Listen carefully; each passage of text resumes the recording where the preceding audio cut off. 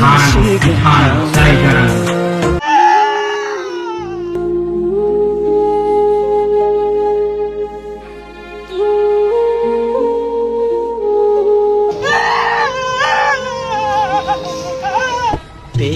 संसारा गैया गैया खुलुमबाय रायजोफोर गिबिसिनथाराव फिथांखि ब्लग इउट्युब चेनेलनिफ्राय रायजो राजा बयनिसिमबो दिनैनि फुंबिलिनि गोजोननाय जासिहरग्रोनाय जाबाय। स' रायजोफोर दिनै जोङो गिबिसिनथारावनो सावरायलायगोन फंनैसो बाथ्रा बुंनो सानदों आङो नैबे रुंसारि जानाय कनिन जायखौहाय बिथाङा आबसुनि आफादगिरिमोन बिथांनि सायावहाय कनिन बर'नि सायाव फंनैसो बाथ्रा बुंनो सानदों रायजोफोर। नैथियावहाय रायजो राजा नोंथांमोन इउपिपिएल पार्टीनि नेता राकेश ब्रह्म आदैनि सायाव जों फंनैसो बाथ्रा सावरायलायगोन। थामथियावहाय मिस्टार मेम'रेन्डामनि भिडिअखौ लानानै माखासे बाथ्रा सावरायलायबावनाय जागोन। ब्रैथियावहाय रायजो राजा नोंथांमोन नैबे सरलपारानि थांनाय लामायाव इन्सिडेन्ट जानायनि माखासे बाथ्रानि सायावहाय फंनैसो बाथ्रा सावरायनाय जागोन। जोबनायाव रिहन दैमारि सारनि सायावबो जोङो फंनैसो बाथ्रा सावरायलायगोन।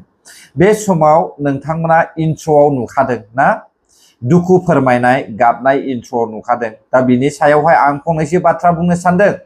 नोंथांमोना सावगारियाव नायगासिनो दङ गाहाय गोजौ ना बेयावहाय दिनै अबथिरा सासे मोजां लिडारा बे बुहुमनिफ्राय आनज्रायलांबाय। बिथाङा मा बोसोन होलांनायमोन जों बर' हारिनि थाखाय जेब्लानाखि गोथाङै दङमोन बै समावहाय नोंथांमोना भिडिअखौ ससे खोनासंदो दाना। राजा नोंथांमोन आबाद मावनायाव गोसो हो। जेरै एलपि स्कुलनि फोरोंगिरिया बेथन मोनदों, एमइ स्कुलनि फोरोंगिरिया बेथन मोनदों, इन्जिनियारा बेथन मोनदों, डक्टरा बेथन मोनदों। जों आबादारिनि बेथना मा? जों आबादारिनि बेथना मा? जों आबादारिया फिसाजोखौ लेखा फोरोंनाङा नामा? फिसालाखौ लेखा फोरोंनाङा नामा? इन्जिनियार खालामनाङा नामा? माजों खालामनो? हाजार हाजार बिक्रमा लेखा बायनो हानाय नङा। हाजार हाजार बिक्रमा एडमिसन लानो हानाय नङा। हाजार हाजार बिक्रमा आर्मि अफिसार जानो हानाय नङा। दाया रावनिबो जानाय नङा, गोरिबनि थाखायनो जागोन। बेनिखायनो दुलाराय बर' फरायसा आफादा बड'फा मिशन फर सास्टेनेबल चेन्ज फोसावनानै बर'फोरनि गेजेराव आबाद मावनायनि जांख्रिखांनाय फैनांगौ आरो बेजों नोंनि न'खरनि रांखान्थिया सास्टेइन थांनानै थानायनि राहा जानांगौ होननानै जों बुंदों। बेनिखायनो गोदोनि आबाद मावनायखौ दोनदो। दाउ फिखायोमोन बर'फ्रा, गोदान आदबनि दाउ फिसिदो। अमा फिखायोमोन बर'फ्रा, गोदान आदबनि अमा फिसिदो। ना फिखायोमोन बर'फ्रा, गोदान आदबनि ना फिसिदो। माइ गायखायोमोन बर'फ्रा, गोदान आदबनि माइ गायदो। गय गायखायोमोन बर'फ्रा, गोदान आदबनि गय गायदो। थालिर गायखायोमन बर'फ्रा, गोदान आदबनि थालिर गायदो। फाननानै रां खामायदो, बेंकआव फैसा दोनदो। अनजालु अनजालि फिसाजो फिसालाखौ इन्जिनियार खालामदो। जों खावलायदों आरो दिनैबो नोंथांमोनखौ दुलाराय बर' फरायसा आफादा जों खावलायगोन। निरन्जन बर'नि आबादखौ जों नायबाय। सनितपुर जिल्लानि राङाफारायाव निरन्जन बर' होननाय सासे बर' आबादारि दं। निरन्जन बर'आ 80 बिगा हायाव आबाद मावो। बांसिन आबादा साहा बिलाइ, थालिर दङ, लेबु दङ, ना फुख्रि दं, गोबां आबाद खालामो। जों सोंबाय नोंनि मास मोनसेनि इनकामा दायो बेसेबां? नोंनि आबाद फाननानै मोननाय मास मोनसेनि इनकामा बेसेबां? निरन्जन बर'निफ्राय जों खौरां मोनबाय आंनि मास मोनसेनि इनकामा दायो 1 लाख फैयो। होनबा हाइ स्कुलनि फोरोंगिरिनिख्रुइ बांसिन खामायबाय बियो। एलपि स्कुलनि फोरोंगिरिनिख्रुइ बांसिन खामायबाय बियो। सासे मिलिटारि साख्रि मावनायनिख्रुइ बांसिन खामायबाय बियो। रायजोफोर मोजां मानसि साननो गोरों मानसिफ्रा थाबैनो आनज्रायलाङो बे बुहुमनिफ्राय, बेयो सैथो बाथ्रा।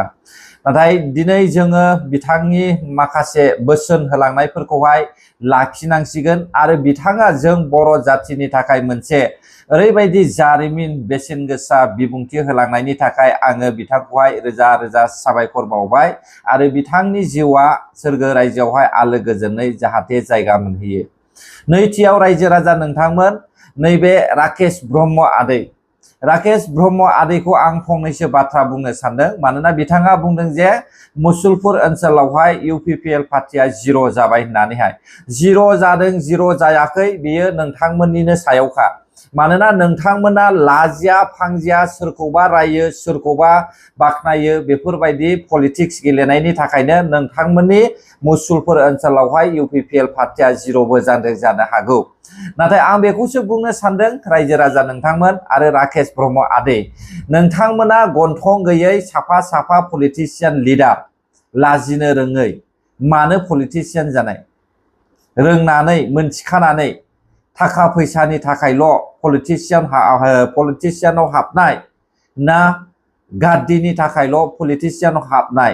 नोंथांनि मथेब्ला नोंथाङा, आंनि साननाय मथेब्ला हारिनि थाखाय नोंथाङा राजनितिकआवहाय ओंखाराखै, एक मात्र फैसानि थाखायल' ओंखारदोंमोन होननानैहाय आं सानो रायजोफोर। दा बिथांखौ जोङो साननानै नायोब्ला बिथाङा जोबोद बिगाब बखिबोबाय, बुंबोबाय BPF पार्टिखौ, BJP पार्टिखौ, कंग्रेस पार्टिखौ ना। दा बेफोरखौ जोङो सिन्था खालामनानै नायोब्ला माबे गन्थंखौ लानानै बबे मोखांखौ लानानै दिनै बैसोरबायदि बखिनाय पार्टियावहाय हाबफिननो नागिरखो? बेसेबां लाजिसिंसिं ना। पलिटिक्स मालाय बेबायदि पलिटिक्स जायो नामा बर'फोरनि थाखाय हा? आं बिथांखौ सिगांनिफ्रायनो सानखानाय, बिथाङा मात्र फैसानि थाखायल' बिथाङा मानो हख्रावबायो होननानैहाय आं सानखादों। बिथाङा सोरबायदि प्रहलाद ब्रह्मजोंसो मिलायो बिथाङा, मिथिबायना रायजोफोर? बे 300-400 जन मानसिनि थाखाय मोनसे पार्टिया दे जोबस्रांगोन बे माब्लाबाबो नङा। आरो नोंसोरबायदि जुदि काहानि बानायबाय थायोब्ला आं बायदि इउटुबार्सफोरनि थाखायबो मोजांनि बाथ्रा होननानैहाय साननानै लायो आङो रायजोफोर। ना मा बुङो रायजो राजा नोंथांमोन? जाहाथे आङो पइन्ट मोनो आरो नोंसोरखौ रायनो भिडिअ बानायनो खाबु मोनो। थामथियाव रायजो राजा नोंथांमोन, दानिया जोङो सावरायलायनोसैलाय नैबे मिस्टार मेम'रेन्डाम आयंमोननि सायावहाय दे। मिस्टार मेम'रेन्डाम आयं, नोंथाङाथ' बुंदोंमोन मे दानावहाय जुदि कमप्लिट जोंनि बिटिआरआव थानाय इलिगेल इनक्रस खालामनानै थानाय, जायफ्रा इनक्रस खालामनानै थादों बिसोरखौहाय होखाराब्ला जोङो जुन दाननि फार्स्ट उइकनिफ्राय जागायजेनगोन होखारनायखौ होननानै बुंदोंमोन। नाथाय आंथ' नुवाखै रायजो राजा नोंथांमोन। बेखौथ' आं बावा, माब्लाबाबो बावनाय नङा। ट्राइबेल सुरक्षा मन्चनि मिस्टार मेम'रेन्डाम आयंमोना बिथांमोना बुंनायमोन ना आं बुंनाया नंखाय नामा? नोंथांमोनाथ' नुदों आरो नैबे भिडिअआवनो बुंदों बिथांमोना। बे मोननै भिडिअखौ नोंथांमोना नुदों दा? गोजौआवहाय मिस्टार मेम'रेन्डाम आयंमोननि भिडिअ, गाहायावहाय इभिक्सननि भिडिअ ना। बेबायदिनो बिथांमोना होखारनायनि बाथ्रा बुंदोंमोन। हायाब्ला माखौ बुङो ना रायजोफोर?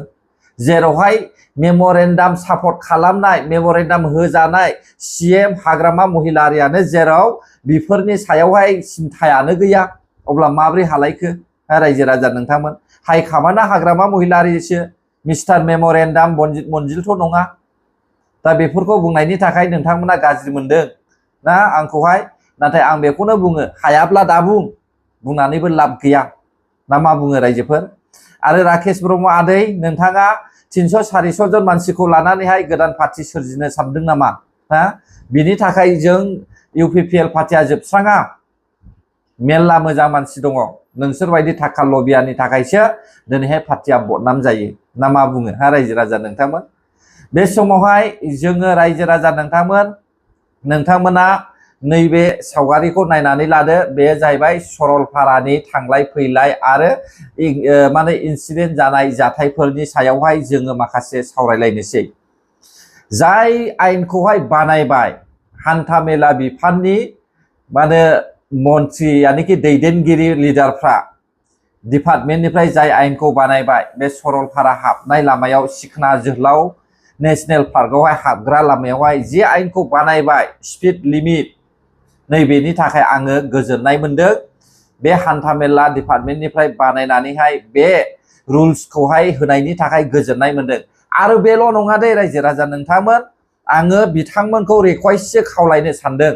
नैबे जाहैबाय सरलपारा हाग्रायाव हाबलांनाय लामा ना, सिखना जोहोलाव नेशनेल पार्क, गोदानै दिहुनजानाय मोनसे नेशनेल पार्क बियो। दा बे नेशनेल पार्कनि गेजेर गेजेर ओरैबायदि डेन्जार लामा, बे लामायावहाय थांलाय फैलाय मानसिया जोबा, नाथाय गारि सालायनाया माने आनकन्ट्रलेबल, ओरैबायदि स्पिड गारि सालायो बेयावहाय।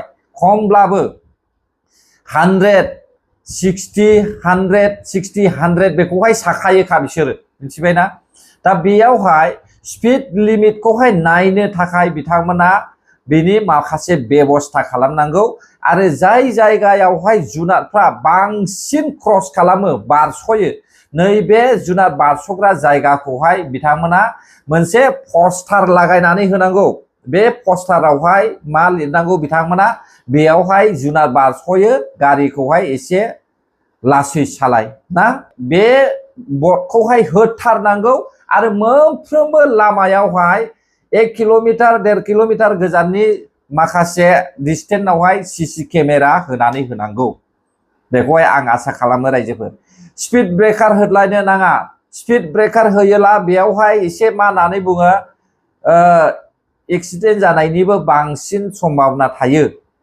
आरो जुदि स्पिड ब्रेकारखौ होयोब्ला जाय जायगायावहाय बांसिन मैदेर बा जुनारफ्रा बारस'यो नैबे जायगायाव होनानैहाय बिनि सिगांनो साइनबर्डबो होनानै हो बेयावहाय स्पिड ब्रेकार दं होननानैहाय मिथिबायना अब्लानो एक्सिडेन्ट जानायाबो खम जागोन जोङो खोनानो मोनदों सानफ्रोमबो एक्सिडेन्ट जागासिनो दङ बे जायगायावहाय बेनिखायनो आंबो दिनै बे भिडिअखौ लानानै फैनाय जाबाय रायजोफोर जोबनायाव रिहन दैमारि सारा मा फोरमायदों नोंथांमोना एसे खोनासंदो दाना IPW बे संगठनखौ आंथ' दासो खोनादों दाख्लै सासे आंनि लोगोआ दिन्थिदोंमोन बेबायदि बुंदों होननानै आरो माला जन्म जानाय बहानि बिथांमोना जों रावबो मिथिया निश्चय नोंथांमोनाबो मिथिया आं खोनाफेराखै आरो आंथ' बेक्तिगत भाबे आंनो बिबान होबावनांगौ होननानै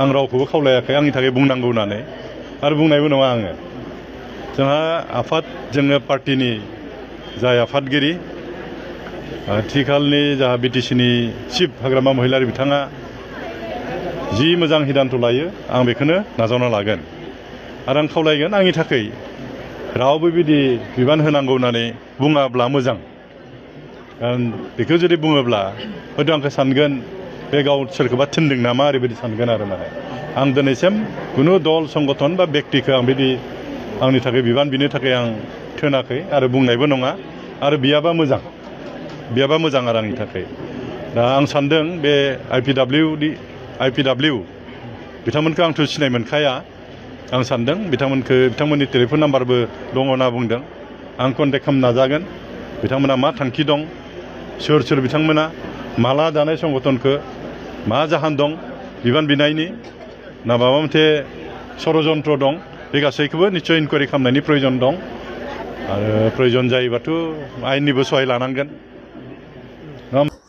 आन्दासाव माबा मोनसे गोदान पार्टी ओंखारदों खोमा ना दा रिहन दैमारि सारा बुंदों मन्त्रि बिबाननि आसा गैया माने जों लुबैया जेखौनो हाइकामान्डआ होगोन बेखौनो नाजावगोन बेबो थिग बाथ्राया मानो होनोब्ला हाइकामान्डआ मन्त्रिखौनो आसायानो गैखाया आरो मन्त्रिनि सायावहाय हाइकामान्डनि हास्थायनाया एकदमबारे माने बेसेन गैयै बायदि खोथा बुंनाय जोङो खोनाखादों बेनिखायनो हयथ' रिहन दैमारि साराबो बुंदों बेखौनो ना मा बुङो रायजोफोर नायलांनोसै जोङो BPF पार्टिया माबायदि मावो भिडिअआथ' नन स्टप सानफ्रोमबो लाबोनाय जागोन मोजां गाज्रिनि सायावहाय सावरायलायनाय जागोन गोजोन्थों अब्ला जायफ्रा आंनि भिडिअखौ जोबजासे नायबाय बर' हारि जै जाथों जै बर' हारिनि